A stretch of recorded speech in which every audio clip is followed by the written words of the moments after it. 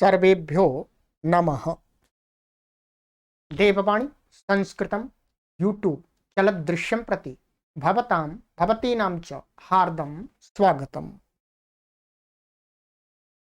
मित्रों, अष्टाध्यायी भाष्य प्रथमावृत्तिः तृतीयः अध्यायः द्वितीयः पादः कक्षा संख्या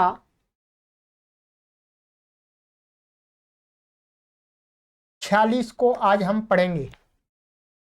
षट्चत्वारिंशत्तमी कक्षा 46। कोई भी पाठक महानुभाव इस सीरीज के विषय में अधिक जानकारी चाहते हैं, सीरीज की सभी वीडियोज को निःशुल्क प्राप्त करना चाहते हैं, तो आप इन व्हाट्सएप नंबर पर संपर्क करें और निःशुल्क सभी वीडियो को पढ़ें।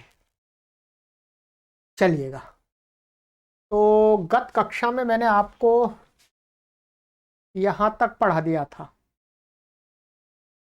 ये सूत्र मैंने आपको पढ़ाया था, सुप्य जातौ ऋणनिस्ताच्छील्य। ठीक है, 78वां हमारा सूत्र हो गया था।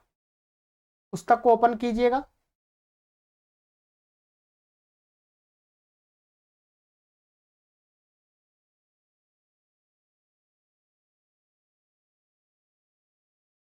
सूत्र है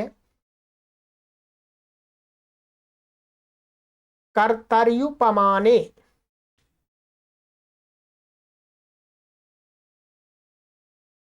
कर्तरी सप्तमी विभक्ति एकवचनान्तम, उपमाने सप्तमी विभक्ति एकवचनान्तम।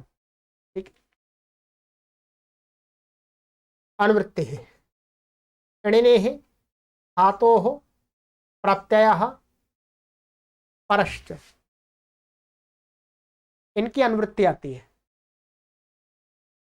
अर्थः उपमानवाचिनी कर्तर्युपपदे धातुमात्रात् णिनिः प्रत्ययो भवति। कहते हैं उपमानवाची माने जिसके द्वारा उपमा दी जा रही है उसको कहने वाला कोई शब्द है, और वो कैसा होता है, कर्तृकारक होना चाहिए, कर्तृकारक वाला। तो उसके उपपद रहते हुए कोई भी धातु होगा, धातु होगी, उससे णिनिः प्रत्यय हो जाता है। ठीक है, उदाहरण दिया है, उष्ट्र एव क्रोशति उष्ट्रक्रोशी, ध्वांक्षा एव रौति ध्वांक्षरावी। ठीक है, ऊंट के समान जो चिल्लाता है, आवाज करता है, उसको बोलते हैं उष्ट्रक्रोशी। ठीक है, और ध्वांक्ष इव रौति, कौए के समान जो आवाज करता है उसको बोलते हैं ध्वांक्षरावी। ठीक है, यहाँ रु धातु है और ये कृष धातु है। अब ये क्या है, उपमा को दिखा रहा है ये इव शब्द, ऊंट के समान, और ये कर्तृवाची है, प्रथमांत है, यहाँ पर भी प्रथमांत है ये, ध्वांक्षः उष्ट्रः। तो उष्ट्र सु और कृष धातु से णिनि प्रत्यय हो जाएगा, सिद्धि पूर्व के समान कर लेंगे, णिनि प्रत्यांत की जैसे कर रहे थे, बाकी सरल है। ठीक है, चलिएगा, ये हो गया। तो ऊंट के समान आवाज करने वाला, ध्वांक्ष व कौए के समान आवाज करने वाला।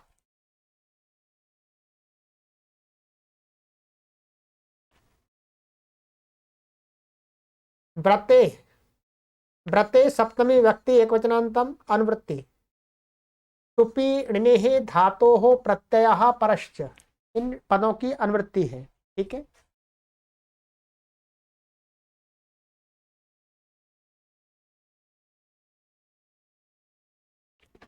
अर्थः व्रते गम्यमाने सुबन्त उपपदे धातु मात्रात् णिनेः प्रत्ययो भवति। व्रत के गम्यमान होने पर, कोई माने व्रत माने संकल्प गम्यमान हो रहा हो, प्रतिज्ञा, तो किसी भी सुबंत के उपपद रहते हुए धातु मात्र से णिनिः प्रत्यय होता है, भवति में कोई भी णिनिः प्रत्यय हो जाता है, णिनिः। जैसे स्थंडिले शयितुम व्रतम अस्या स्थंडिलशायी अश्राद्ध भोजी, अर्थात चबूतरे पर सोने का व्रत है जिस व्यक्ति का, प्राचीन काल के इसी प्रकार से कि भाई मैं चबूतरे पर ही सोऊंगा, चारपाई पर नहीं सोऊंगा, ठीक है। तो ऐसा व्रत किया उसको बोलते हैं स्थंडिल शाही। तो स्थंडिल और गी और शींग धातु से इणनी प्रत्यय हो जाएगा और वृद्धि आदि होकर के स्थंडिल शाही बन जाएगा।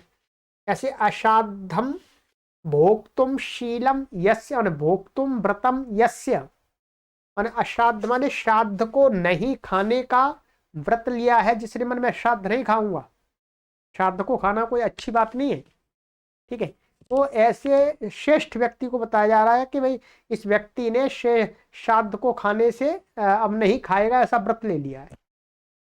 तो अश्राद्ध भोजी, तो यहाँ पर भी अश्राद्ध अम भोज और इणनी प्रत्यय गुण आदि होकर के, और जो इणनी के जो उदाहरण दिए हैं उसके समान सिद्धि कर लेनी है, ठीक है। तो अश्राद्ध भोजी श्राद्ध को न खाने का व्रत है जिसका।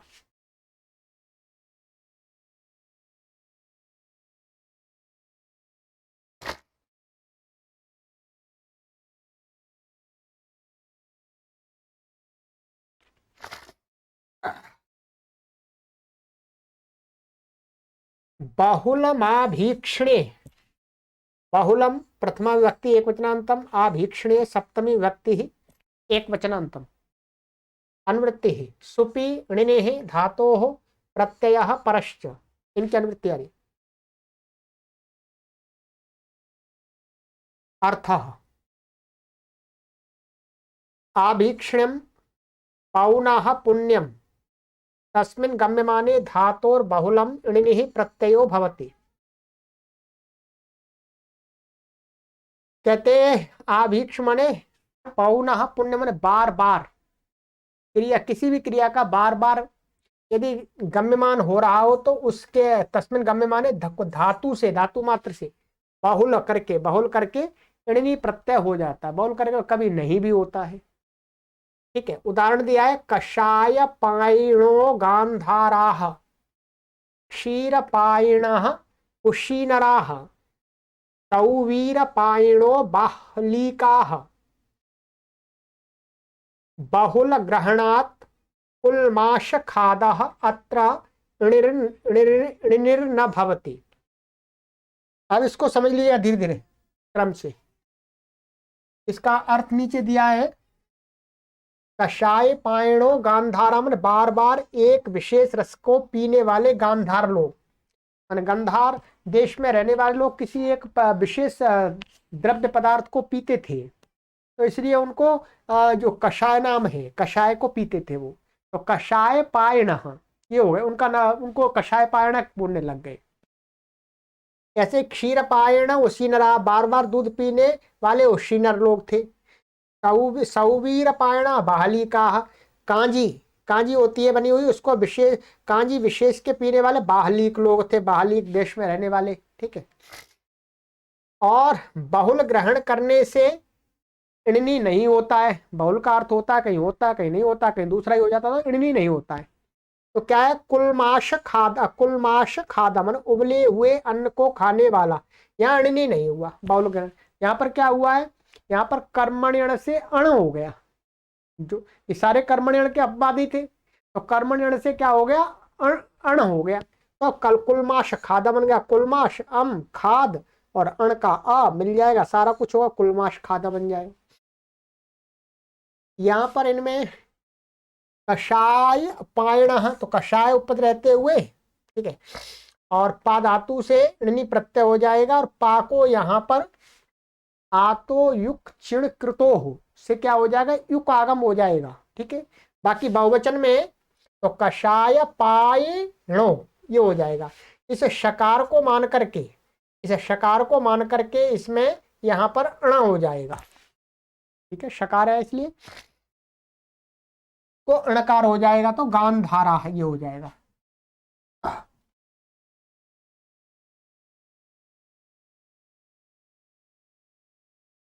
यहाँ पर जो अण होगा वो इस श को मान करके ऐसे ही यहाँ पर भी होगा अण, ये णिनि का जो न है उसको अण हो रहा है।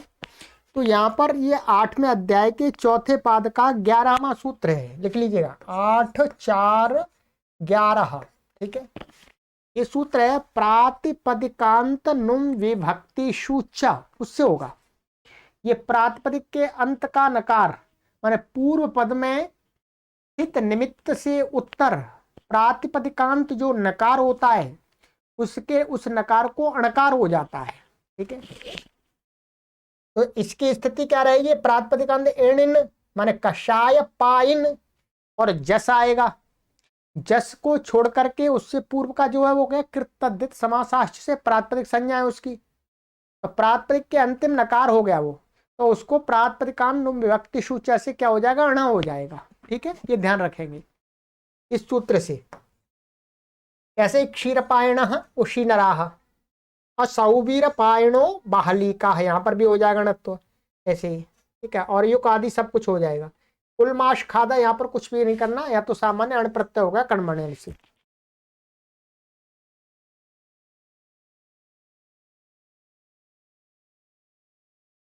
मनः, मनः पंचमी व्यक्ति एकवचनान्तम अनुवृत्ति सुपी इणिनेः धातोः प्रत्ययः परश्च।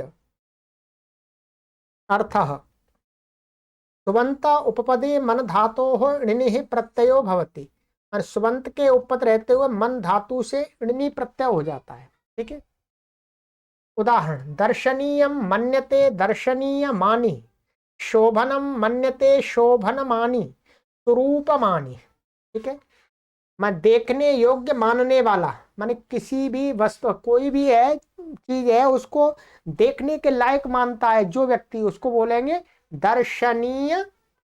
दर्शनीय मानी, तो दर्शनीय अम और मन, और ये आपका इणनी प्रत्यय हो जाएगा, अतुपधाय से वृद्धि हो जाएगी, और दीर्घाजी और नकार का लोप आदि सब कुछ पूर्व के समान हो जाएगा। ठीक है, तो दर्शनीय मानी, ऐसे शोभन के रहते हो मन धातु शोभन मानी स्वरूप मानी। ठीक है, शोभन मानी में शोभन मानने वाला माने अच्छा मानने वाला, स्वरूप मानी स्वरूप मानने वाला, किसी को स्वरूप मानने वाला, यह स्वरूप वाला है, ऐसा विचार वाला व्यक्ति। ठीक है, तो ये मन धातु से करता है निप्रत्यय। ठीक है, आत्म माने खश्च, आत्म माने सप्तमी व्यक्ति एकवचनांतम, खश प्रथमा व्यक्ति एकवचनांतम, च अव्यपदम समासः आत्मनः स्वस्यामानः आत्ममानः तस्मिन् आत्ममाने। आत्मना का अर्थ है स्वस्य, मानः आत्ममानः माने अपना मानना, अपने आप को मानना, तो तस्मिन् आत्मा षष्ठी तत्पुरुषः अनुवृत्ति मनः इणिनेः सुपि धातोः प्रत्ययः परश्च, इनकी अनुवृत्ति है। ठीक है, अर्थः आत्ममाने अर्थे वर्तमानात् मन्यतेर धातोः सुबंत उपपदे खश प्रत्ययो भवति चकारात् इणिनिश्च। आत्ममाने अर्थ में वर्तमान जो मन धातु है, ठीक है, ऊपर वाला तो सामान्य था, मन धातु से सुबंत उपपद रहते, कोई भी सुबंत उपपद हो तो खश प्रत्यय होता है, माने खश होता है, चकार से इणनी भी होता है। यदि अपने आप को ही मानने वाला किसी रूप में, तो ऊपर वाला सूत्र था वो तो सामान्य था किसी को माने, और ये कहता है कि आत्म माने माने अपने आप को मानने के अर्थ में, जब वर्तमान जो मन धातु है उससे सुबंत कोई भी उपपद खश प्रत्यय होता है और इणनी दोनों हो जाते हैं। देखिएगा उदाहरण में आत्मानम पंडितम मन्यते पंडित मन्यः, और पंडित माने अपने आप को पंडित मानने वाला, ये दूसरे को नहीं, अपने आप को कोई व्यक्ति पंडित मानता है, मैं बहुत बड़ा ज्ञानी हूं। ठीक है, तो ऐसे व्यक्ति को बोलते हैं पंडितम मन्यः, ये खश प्रत्यांत का हो गया, और पंडित मानी ये इणनी का हो गया। दर्शनीयम मन्यः दर्शनीय मानी, ये दर्शनीय मन्यः माने अपने आप को देखने लायक मानता है, बहुत सुंदर हूं, लोग मुझे देखें, तो दर्शनीय मन्य खश का हो गया, ये इणनी का हो गया। इणनी का तो सामान्य सिद्धि आपको पता ही है, जैसा हमने दर्शनीय अम और मन इणनी वृद्धि आदि हो जाएगी अतुपधाया से। और खश, जब खश प्रत्यय होगा तो पहले जैसे हमने खश प्रत्यय आया था तो खश में क्या हो जाएगा, जैसे पंडित है ये,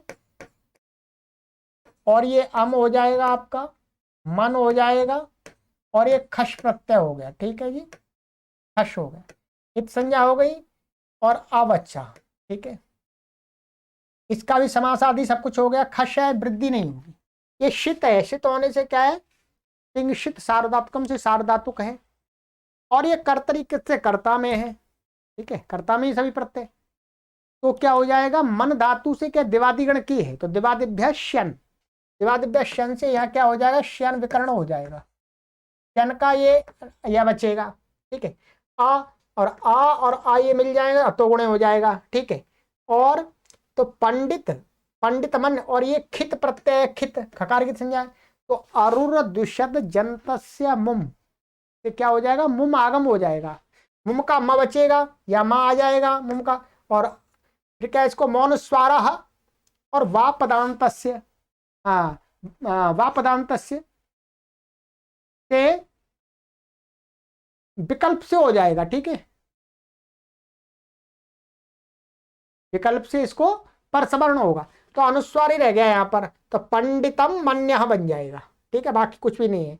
और ऐसे दर्शनीय मन्य बन जाएगा, शन आएगा, यहाँ ध्यान रखेंगे, ठीक है। क्या लिखा भी है पुस्तक में, ये खश पक्ष में शित होने से सार्वधातु संज्ञा को मानकर दिवादिव्य शन से शन व्याकरण भी होगा। अतः मुम आगम भी खित होने से अरुर दुषद जंत से मुम होगा। तो पंडितम मुम मन शन खश, ये मोटी मोटी स्थिति दिखा दी है, ठीक है। अनुबंध आदि लोप होकर के पंडितम मन्य बन जाएगा, स्वादि उत्पत्ति करके, ठीक। चलिएगा, ये हो गया आपका।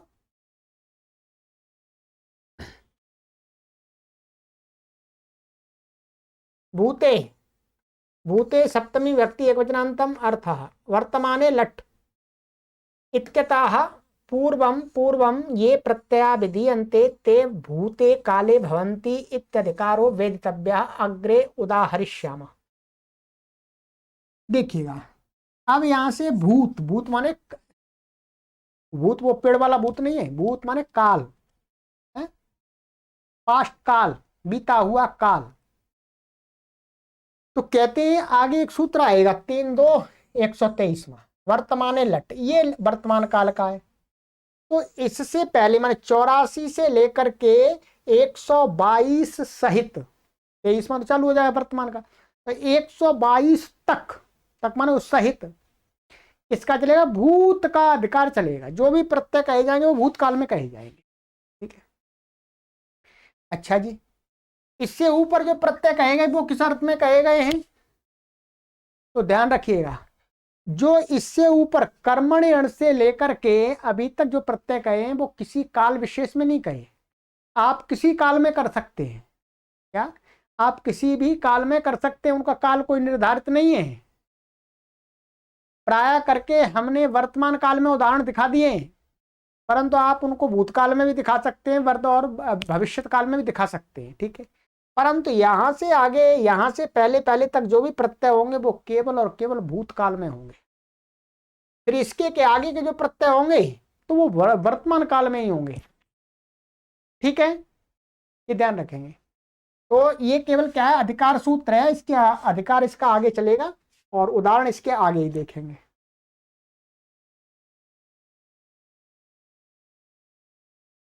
करणे यजः, करणे सप्तमी व्यक्ति एकवचनान्तम, यजः पंचमी व्यक्ति एकवचनान्तम। अनुवृत्ति भूते णिनिः धातोः प्रत्ययः परश्च।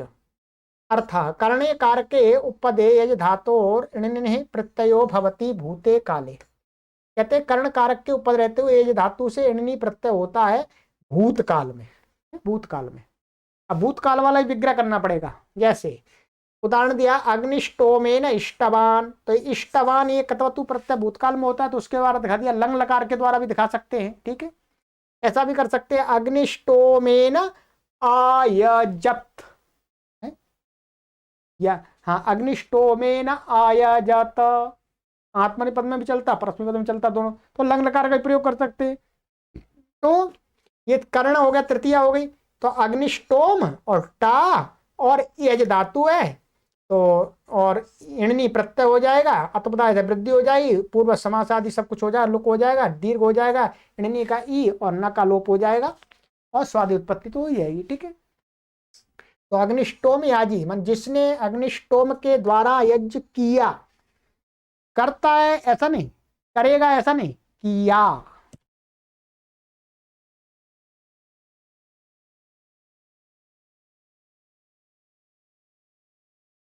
कर्मणि हनः, कर्मणि सप्तमी व्यक्ति एकवचनान्तम, हनः पंचमी व्यक्ति एकवचनान्तम।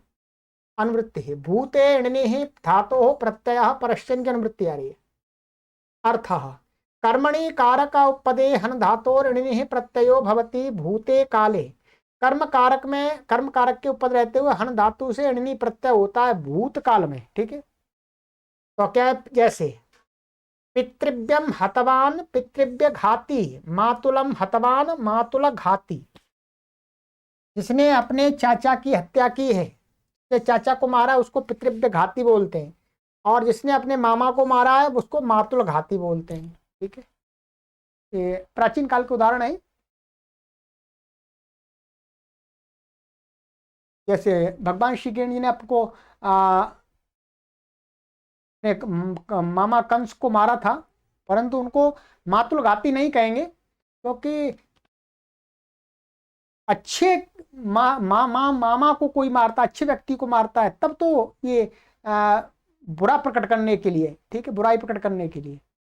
और पर ऐसा कोई विशेष तो नहीं है, जो भी कोई सामान्य रूप से मिलता है तो हम कृष्ण को भी मातुल घाती कह सकते हैं, मामा को मारने वाला। तो यहाँ पर पितृ और अम और हन धातु है, और ये यहाँ पर सिद्धि हमने की हुई थी, यहाँ पर 3-2-51 में 2 सूत्र लगेंगे।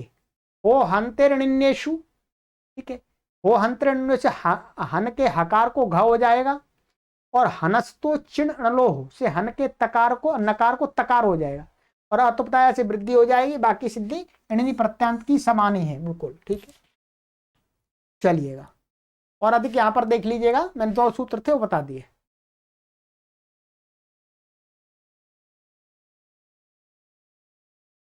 ब्रह्म भ्रूण वृत्रेषु क्विप, ब्रह्म भ्रूण वृत्रेषु सप्तमी व्यक्ति बहुवचनान्तम क्विप प्रथमा व्यक्ति एकवचनान्तम समासः। ब्रह्मा इत्यत्र इतरेतर योग द्वंद्वः। अनुवृत्ति कर्मणि हनः भूते धातोः प्रत्ययः परश्चन की अनुवृत्ति है। ठीक है, अर्थः, हाँ समास में कर देता हूं यहाँ पर। ब्रह्मा ब्रह्म ब्रह्मा च भ्रूणश्च वृत्रश्च ब्रह्म भ्रूण वृत्राः तेषु ब्रह्म भ्रूण वृत्तेषु, द्वंद्व समास का विग्रह हो गया। ठीक है, अब आ जाइएगा, ये सूत्र थोड़ा विशेष है, पर पहले मोटा मोटा समझ लीजिएगा इसको। ठीक है, अर्थ ब्रह्म भ्रूण वृत्र इत्येतेष्वेव कर्मसूपपदेषु हन धातोः भूते काले क्विवेव प्रत्ययो भवति।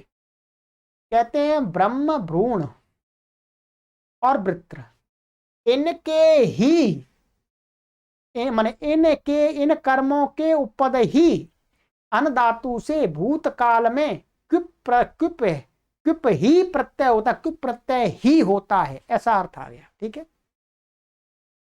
आगे कहते हैं यहां पर नियमार्थो यम आरंभ।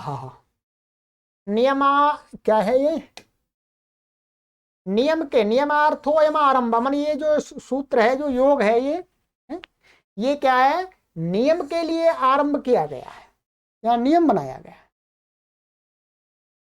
उदाहरण देख लीजिएगा पहले, ब्रह्म हा भ्रूण हा वृत्र हा, ब्रह्म को मारने वाला, भ्रूण को मारने वाला और वृत्र को मारने वाला।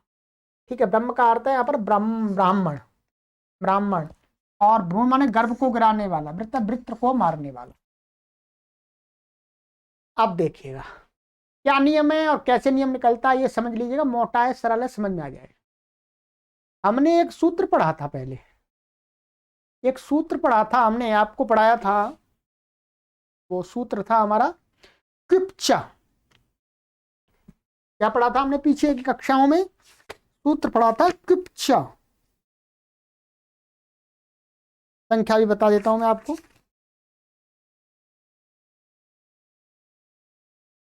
ये 76वां था, 3 2 76 76।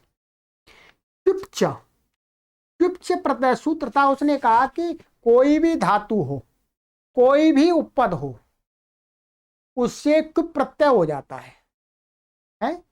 कोई भी धातु हो, कोई भी उपपद हो, सबके उपपद, सब धातुओं से सब उपपद रहते हुए क्विप प्रत्यय हो जाता है। अब सभी उपपद के रहते हुए सभी धातुओं से क्विप प्रत्यय हो जाता है, तो फिर इस ब्रह्म भ्रूण वृत्र के रहते हुए हन धातु से क्विप प्रत्यय क्यों कहा जा रहा है? वो उसी सूत्र से हो जाएगा, क्विपच से। क्या क्विपच से ही हो जाएगा? फिर क्यों ये नया सूत्र व्यर्थ में बनाया जा रहा है? सूत्र बनाया है महर्षि पाणिनि ने। इससे एक नियम निकलता है, एक नहीं 4 नियम निकलते हैं वास्तव में। यहां गुरुजी ने लिखा है 2 नियम निकलते हैं, पर काशिकाकार कहते हैं कि 4 नियम निकलते हैं। 4 नियम मैं आपको अभी समझा दूंगा मोटा मोटा, ठीक है। यहां देखिएगा, ये ब्रह्म भ्रूण और वृत्र नियम, पहला नियम क्या है? ब्रह्म भ्रूण और वृत्र इनके रहते ही, माने इनके उपपद रहते ही हन धातु से क्विप प्रत्यय होता है। एक तो ये नियम निकलता है।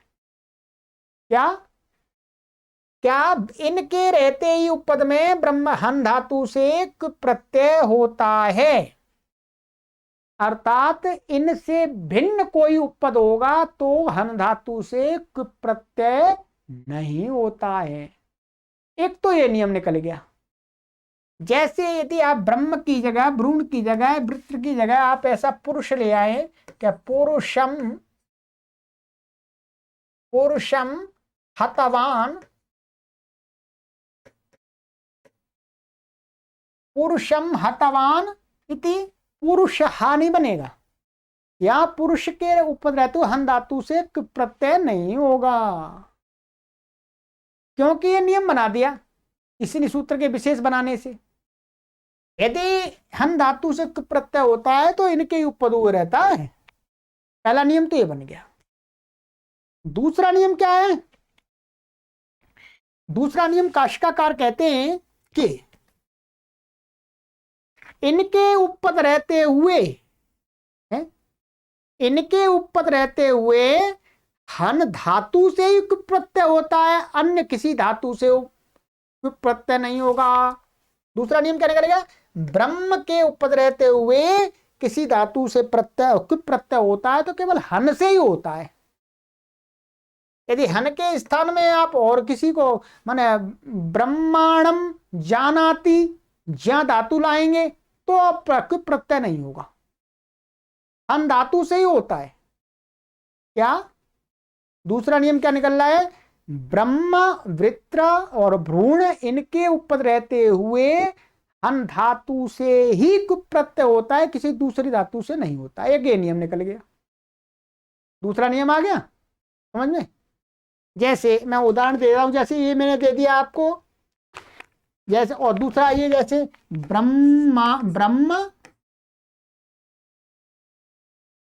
ब्रह्मांडम जानाति, ठीक है, ब्रह्म को जानता है जो, उसको कहने, तो यहां ज्या धातु है तो ज्या से प्रत्यय नहीं होगा, ब्रह्म के ऊपर रहते हुए कोई नियम निकल गया, हन से ही होगा। 2 नियम तो ये निकल गए आपके, ठीक है। और देखिएगा,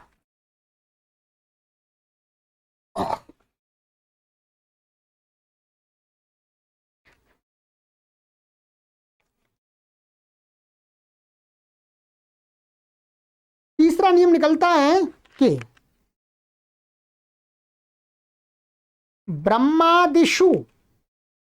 ब्रह्मादिषु हंतेर भूतकाले एव क्विपेव, जो वो वाला प्रत्यय था क्विपच, वो तो सामान्य था तीनों कालों के लिए। अब यह नियम निकाल दिया कि ब्रह्मादियों के, ब्रह्म वृत्र भ्रूण वृत्र इनके उपपद रहते हुए हन धातु से क्विप प्रत्यय होता है, तो क्या है वो? भूतकाल में क्विप प्रत्यय ही होता है, दूसरा प्रत्यय होता ही नहीं है। ये तीसरा नियम निकल गया। फिर द्वारा, ब्रह्म भ्रूण वृत्र इनके उपपद रहते हुए हन धातु से भूतकाल में क्विप प्रत्यय ही होता है, कोई दूसरा प्रत्यय नहीं होगा। जैसे भूतकाल न अन्य प्रत्यय है, ठीक है, तो दूसरा प्रत्यय इसके अंदर नहीं होगा। अब इसमें आप हन जैसे कर्मण्यण से अब इसमें अण प्रत्यय नहीं हो सकता, असरूप प्रत्यय है, तो कर्मण्यण से अब अण प्रत्यय नहीं होगा, इससे भूतकाल में हन से कुप ही होगा। ये तीसरा नियम निकल गया। ठीक है, चौथा नियम निकलता है कि भूतकाल एव माने कुप प्रत्यय जो होगा वो भूतकाल में ही होगा, अन्य काल में, भविष्यत काल में और वर्तमान काल में नहीं होगा। ये चार नियम निकलते हैं काशिकाकार के अनुसार। यदि काशिका के पास में हो तो समझ लीजिएगा। ठीक है, मैंने आपको समझा दिया है क्या नियम निकलता है, फिर मैं समझा देता हूं आपको, एक बार सुन लीजिएगा। पहला नियम निकलता है कि ब्रह्म भ्रूण वृत्र इनके उपपद रहते ही हन धातु से कुप प्रत्यय होता है, अन्य किसी के उपपद रहते हुए हन धातु से कुप प्रत्यय नहीं होता है। दूसरा नियम कि ब्रह्म आदि के उपपद रहते हुए हन धातु से ही कुप प्रत्यय होता है, किसी अन्य धातु से कुप प्रत्यय नहीं होता है। ठीक है, दूसरा नियम। तीसरा नियम कि हन धातु से भूतकाल में ब्रह्मादियों के उपपद रहते ही कुप प्रत्यय ही होता है, कोई दूसरा प्रत्यय नहीं होता है। चौथा नियम है कि ब्रह्मादियों के उपपद रहते हुए हन धातु से भूतकाल में ही प्रत्यय होता है, अन्य काल में नहीं होता है। तो चार नियम निकल गए। ठीक है, तो चार नियम, परंतु जब आप हम महाभाष्य पढ़ेंगे तो इन चारों को दो विभागों में ही बांट दिया है, दो प्रकार का ही बांट दिया, वो वहीं समझ में आएगा। उसी बात को यहाँ गुरुजी ने लिख दिया है कि इससे दो प्रकार का नियम निकलता है, धातु नियम और काल नियम, और काशिकाकार ने प्रत्यय नियम भी निकाला है। ठीक है, तो ये हो गया आपका, जितना आपको समझ में आ गया ये नियम तो उतना बढ़िया है। बाकी इसमें सिद्धि में कुछ भी नहीं है। यहां पर आप क्या करेंगे देखिएगा, ये ब्रह्म है आपका, ब्रह्म और ब्रह्मन है, और ये अम आ जाएगा आपका, ये अम। ठीक है, और ये हन धातु है। ठीक है, तो प्रत्यय आ जाएगा यहाँ पर, सर इसका वकार बचेगा, वकार का भी लोप हो जाएगा, समास आदि हो जाएगा, नका लोप भी हो जाएगा, ब्रह्म हन। ठीक है, तो ब्रह्म हन बच गया। अब यहाँ पर क्या है, जो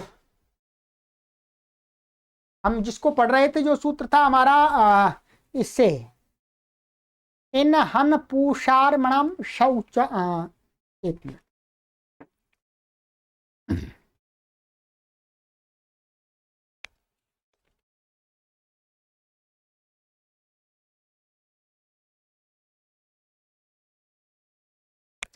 शौच, शौच माने इन हन पूषार्मणाम शौ, और शौच, शौच से क्या हो जाएगा, उपदा को दीर्घ हो जाएगा, यहाँ स्वादि उत्पत्ति कर लेंगे। ठीक है, तो यहाँ पर इसकी उपदा को दीर्घ हो जाएगा शौच से, और इसका हलग्यादि लोप हो जाएगा, और नलोप प्राप्त से नकार का लोप हो जाएगा, तो ब्रह्म हा बन जाएगा।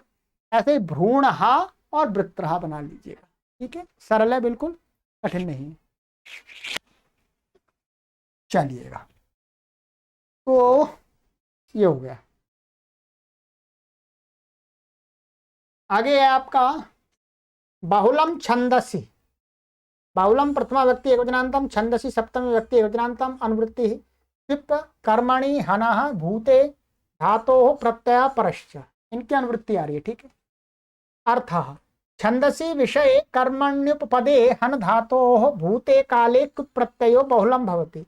छंद विषय में कर्म के उपपद रहते हुए हन धातु से भूतकाल में कुप प्रत्यय बहुल करके होता है। मन वेद विषय में बहुल करके होने, कभी होता है, कभी नहीं होता है, कभी दूसरा ही हो जाता है। ठीक है, कभी भूतकाल में ही होता है, कभी भविष्यत काल में भी हो जाता है, वर्तमान काल में भी हो जाता है, सब प्रकार का व्यभिचार देखा जाता है। ठीक है, तो उदाहरण दिया है, मातृहा सप्तमम नरकम प्रविशेत, माता को मारने वाला 7वें नरक में प्रवेश करे। तो यहाँ मातरम हंती, यह सा मातृहा, ठीक है। ऐसे ही पितृहा न च भवति, नहीं होता है प्रत्यय, तो मातृघाता पितृघाता, ठीक है। तो यहाँ पर माता, यहाँ पर क्या अण प्रत्यय हो गया है, और हो हंत ऋण्येषु से ह को घ हो गया, हनस्तु चिणलो से नकार को तकार हो गया, अतपदा से वृद्धि हो गई, और अण कर्मण्यण से अण हुआ है, ठीक। तो ये बन जाते हैं सिद्धियां, बता दी है, दिखा दिया है यहाँ पर कर्मण्यण से अण प्रत्यय हो रहा है, ठीक है।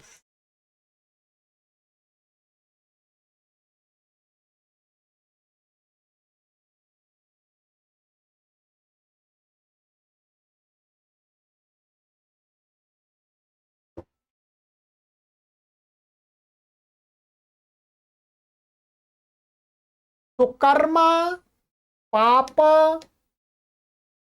मंत्र पुण्येषु क्रिय, तो कर्म पाप मंत्र पुण्येषु सप्तमी व्यक्ति बहुवचनांतम, क्रिया पंचमी व्यक्ति एकवचनांतम, समास सुश्च कर्म च पापंच मंत्रश्च पुण्यंच, सुकर्म पाप मंत्र पुण्यानि तेषु पुण्येषु, इतरेतर योग द्वंद्व, अनुवृत्ति क्विप कर्मणि भूते धातो प्रत्यय परश्चन की अनुवृत्ति आ रही है, ठीक है। अर्थ तु कर्म पाप मंत्र पुण्य इत्येतेषु कर्मसूपपदेषु क्रिय धातोः भूते काले कुप्रत्ययो भवति। कहते हैं इनके उपपद रहते कर्म कर्म यानी कर्म उपपद रहते हुए ये कर्मवाची हो तो क्रिय धातु से भूतकाल में, क्या भूतकाल में कुप्रत्यय होता है, ठीक है। यहां पर भी वही नियम है जो हमने वहां पर हन के साथ में लगाया था, वैसे ही यहां पर क्रिय और इन उपपद के साथ में लगेगा। यहाँ गुरु जो लिख दिया है, यहां काल उपपद प्रत्यय नियम समझने चाहिए, ठीक है। काल, काल का और उपपद का और प्रत्यय का जो मैंने समझाया था वही नियम है सारा, ठीक है। वहां हन के स्थान में क्रिय रख लीजिएगा, ब्रह्म भ्रूण वृत्र की जगह पर आपको ये वाले उपपद रख करके नियम बना लेना है, ठीक है। क्या है, सुष्ठु, उदाहरण सुष्ठु कृतवान सुकृत, माना अच्छा करने जिसने किया है, कर्म कर्म कृतवान कर्मकृत, पापम कृतवान पापकृत, मंत्रम कृतवान मंत्रकृत, पुण्यम कृतवान पुण्यकृत, ठीक है। इसमें कुछ भी नहीं है, कुछ प्रत्यय हो जाएगा, उसका सर्वापारी लोप हो जाएगा, और बाद में क्या है, ह्रस्व से पिति कृति तुक से तुक आगम हो जाएगा इस क्री धातु को, ठीक है। तो तुक ये हो जाए स्वादि उत्पत्ति, सु का हल्ग्यादि लोप हो जाएगा, तो सब जगह ये बन जाएगा ऐसा, सुकृत पापकृत मंत्रकृत पुण्यकृत, ठीक है। देखिएगा क्या है, सुकृत माने अच्छा करने वाला, कर्मकृत माने कर्म करने वाला, पापकृत पाप करने वाला, और मंत्र दृष्टा और पुण्य करने वाला। ये वास्तव में ऐसे लिख दिया है, ऐसा होना चाहिए जिस अच्छा किया है जिसने, भूतकाल में हो रहा ना, अच्छा किया है जिसने, ऐसा करने वाले अच्छा किया है जिसने, ये तो सामान्य हो गया, तो हमें भूतकाल को दिखाना है। एक एक 61 की तरह सिद्धि समझे, सिद्धि में कुछ विशेष नहीं है, जो यहाँ पर देख लीजिएगा, मैंने बता ही दिया आपको, रस्सों से पिति के तुक लगेगा और बाकी समान है, ठीक है। यहाँ पर नियम क्या हो जाएगा, तू कर्म पाप मंत्र पुण्य, इनके उपपद रहते हुए, इनके उपपद रहते हुए ही क्रिय से कुछ प्रत्यय होता है, इनसे भिन्न उपपद रहते हुए क्रिय से कुछ प्रत्यय नहीं होता है, ठीक है। दूसरा नियम क्या है, सुकर्म पुण्य पाप पंत्र आदि उपपद रहते क्रिय धातु से ही कुछ प्रत्यय होता है, किसी अन्य धातुओं से प्रत्यय नहीं होता है, ठीक है। तीसरा नियम क्या निकला कि इनके उपपद रहते हुए क्रि धातु से भूतकाल में कुछ प्रत्यय ही होता है, अन्य प्रत्यय नहीं होता है, तीसरा नियम। चौथा नियम, इन उपपद रहते हुए क्रि धातु से भूतकाल में ही प्रत्यय होता है, अन्य काल में प्रत्यय नहीं होता है। ये 4 नियम निकल गए, समझ लीजिएगा, जैसे मैंने समझ लिया वैसे आप भी समझ सकते हैं। चलिएगा, ये हो गया आपका। आगे है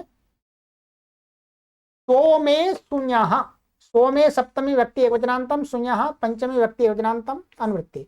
कर्मणि भूते धातोः प्रत्ययः परश्च। अर्थः सोमे कर्मण्युपपदे शुञ् अभिषवे इत्यस्मात् धातोः क्विप् प्रत्ययो भवति भूते काले। सोमो कर्मवाची पद रहते हुए शुञ् धातु से क्विप् प्रत्यय होता है भूतकाल में ही। यहाँ पर भी वही नियम निकलेगा, धातु काल उपपद प्रत्यय नियम लग जाएगा यहाँ पर भी। ठीक है, सिद्धि सामान्य सोमम सुतवान यह सह सोम सुत। यहाँ पर क्री धातु तो यहाँ शुञ् है, तो पहले धात्वादय श से स को स हो जाएगा तो सोम सुत हुए द्विवचन का है। औ आ जाएगा तो सोम सुत बन जाएगा। सरल है। ठीक है, चलिएगा।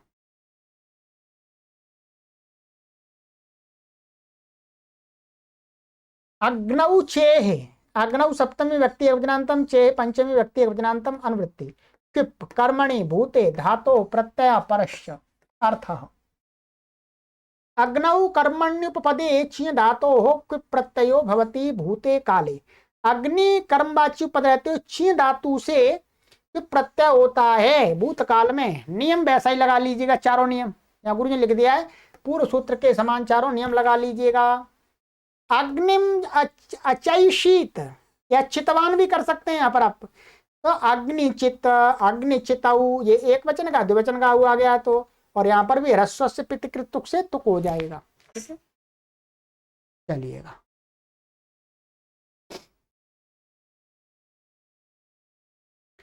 चलिए, तो आज की कक्षा में इतना ही पढ़ते हैं। आगे की कक्षा में यहाँ से पढ़ेंगे कर्मण्यज्ञाख्यायाम।